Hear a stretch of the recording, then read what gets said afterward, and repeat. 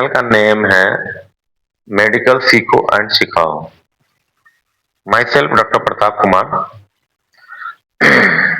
मेरा जो previous video था उसमें हम बताए थे फर्स्ट एड का full form of some description, और आज का जो वीडियो है उसमें हम फर्स्ट एड में क्या क्या रखते हैं और फर्स्ट एड का क्या में जो ड्रग्स है उसका यूज किस किस सिचुएशन में करते हैं। जहां तक कि मेरा ये उद्देश्य है इस वीडियो बनाने का, और कि पब्लिक अवेयरनेस, जिससे कि बीमारी अगर फर्स्ट एड अगर घर से हो या हॉस्पिटल में, हर जगह फर्स्ट एड की आवश्यकता है। और फर्स्ट एड करने से क्या होगा कि समय रहते हुए बड़ा सा बड़ा बीमारी होने से बचा सकते हैं। और समय रहते हुए इसका अगर फर्स्ट एड यूज किया जाए तो बड़ा से बड़ा बीमारी बढ़ने से हम रोकथाम कर सकते हैं। इसलिए सभी लोग इनका सदुपयोग करें और इसका व्यवहार करें। अगर जो लोग हमारे इस वीडियो को देख रहे हैं तो इसको इस माध्यम से इसकी फायदा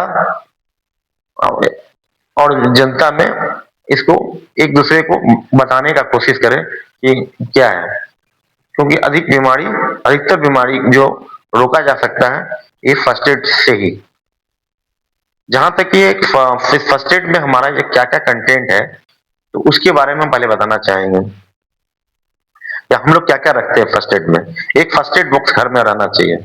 जहां तक कि फर्स्ट एड बॉक्स हर जगह रहना चाहिए, एम्बुलेंस में रहना चाहिए, एयर एरोप्लेन में चले तो वहां भी रहता है, हॉस्पिटल में भी रहता है, मतलब everywhere first aid box is mandatory to require. अब फर्स्ट एड बॉक्स है क्या, एक बॉक्स बनाना चाहिए या एक बैग और रेडीमेड ही मिलता है, उसमें प्लस का साइन होना चाहिए। और इम्पोर्टेंट जो है कंटेंट्स में ड्रग्स रखते हैं, और उसमें जो सामान मटेरियल्स है, जैसे कि आपका उसमें कॉटन होना चाहिए, बैंडेज होना चाहिए, सीजर होना चाहिए, और कुछ लिक्विड आइटम में जैसे हुआ कि जैसे सर स्प्रिट होना चाहिए, बीटाडीन होना चाहिए, सेवलॉन होना चाहिए, और कुछ टेप उप होना चाहिए जैसे एंडीप्लास्ट और डायनोप्लास्ट, बैंडेज, सीजर रखना चाहिए, माइक्रोपोर रखना चाहिए, एक टेम्परेचर नापने के लिए थर्मामीटर रखना चाहिए, और कुछ ऑइंटमेंट भी रखना चाहिए, जैसे कि कोई जेल रखना चाहिए, डाइक्लोफेनाक जेल या ऑइंटमेंट, बीटाडीन ऑइंटमेंट रखना चाहिए, एंटीसेप्टिक। और रिलीवर के लिए जेल में रखना चाहिए, डाइक्लोफेनाक जेल भी रख सकते हैं, जो मलहम का काम वहाँ पे, जो अगर कोई ट्रॉमा वाला केस आया है, चोट स्वेलिंग है, तो वहाँ यूज कर सकते हैं। ये सब हमारा रखना चाहिए। कुछ एंटीबायोटिक भी रखना चाहिए, जैसे कि एंटी डायरिया, जैसे लूज मोशन हो रहा है उस समय भी रखना चाहिए। और एंटी डायरिया भी ड्रग रखना चाहिए, जैसे कि आपको मेट्रोजिल्स वेरी कॉमन है, ये आपका इन्फ्यूजन में भी आता है और टैबलेट ग्रुप में भी आता है। 4 से TDS next for 3 to 5 days, वो डिपेंड करता है डोज, बॉडी वेट पे भी जानने किया जाता है। उसी तरह हमारा एंटी, अगर पेशेंट को फीवर भी है, हाई ग्रेड फीवर आ रहा है, ये हो रहा है, तो कोल्ड स्पंजिंग, और साथ में हमको पैरासीटामोल का, बच्चा है तो सिरप और बड़ा है तो पैरासीटामोल का tablet according to body weight हमको देना चाहिए। उसी तरह का अगर हमारे पास कोई एंटी एलर्जी का ड्रग भी रखना चाहिए, जैसे टैबलेट में सिट्रिजिन और इंजेक्शन ग्रुप में एविल डेक्सोना, ये रखना चाहिए। इम्यूनोसप्रेसिव डेक्सोना है। ये सब हमारा कंटेंट है, ये जो फर्स्ट एड किट में ही रखना है। और ये सब रहने से ये, अब किस, ये जो फर्स्ट एड किट में जो कंटेंट है और सीरीज में रहना चाहिए, और साथ में एक टेटवेक का इंजेक्शन भी रखना चाहिए। ये सब इम्पोर्टेंट है जो फर्स्ट एड किट में रखना बहुत मैंडेटरी है, तो इमरजेंसी सिचुएशन हम टैकल कर सकते हैं। अच्छा, ये जो फर्स्ट एड किट है इसको कहाँ-कहाँ किस सिचुएशन में यूज करेंगे? तो इट इज ग्रेट क्वेश्चन। आदमी को जानकारी होनी चाहिए कि कब हम इसका यूज करेंगे। ये सबसे बड़ी बात ये है कि हम पहला परिस्थिति हम देखते हैं कि हम ये फर्स्ट एड करें किसमें? पहला जैसे किसी को जला हुआ पेशेंट आया, बर्न केस, तो उसका आप क्या प्राथमिक उपचार करेंगे? तुरंत जहाँ जला है, उस एरिया को वो एरिया को वो ठंडे पानी से या आइस से हम सब उसको क्लीन करेंगे और या रेगुलर वाटर ड्रॉप बाय देते रहेंगे, तो उससे वो उसको ठंडा हो, ना तो कि इरिटेंट जैसा चीज़ कोई ड्रग ना दे। कोई भी जो ऐसा इरिटेंट ना दे जिससे उसको उसको रिलीफ करने के लिए और बर्नोल दे सकते हैं जो एक ऑइंटमेंट है जो कॉमन है। नेक्स्ट आप अगर किसी का कटा हुआ आ गया है, हाथ में कट गया है या नाइफ से कोई काम कर रहा है कट गया, तो उसमें क्या करना है? कुछ नहीं।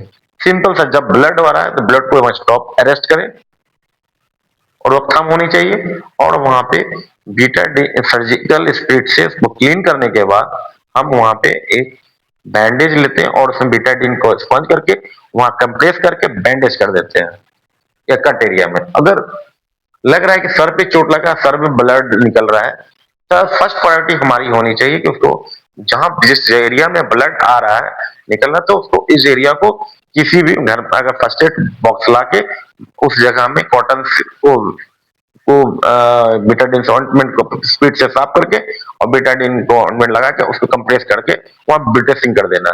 ये तो हो गया कट का इसको। इसी तरह का अदर सिचुएशन है, कोई एनाफिलेक्टिक कोई चींटी काट लिया या कोई इंसेक्ट बाइट कर लिया, और उसमें रिएक्शन हो गया, तो उस केस में क्या करेंगे? लोकल भी हो सकता है, जनरल भी हो सकता है। लोकल एरिया में अगर कोई काटा है तो उसी जगह में फैलेगा।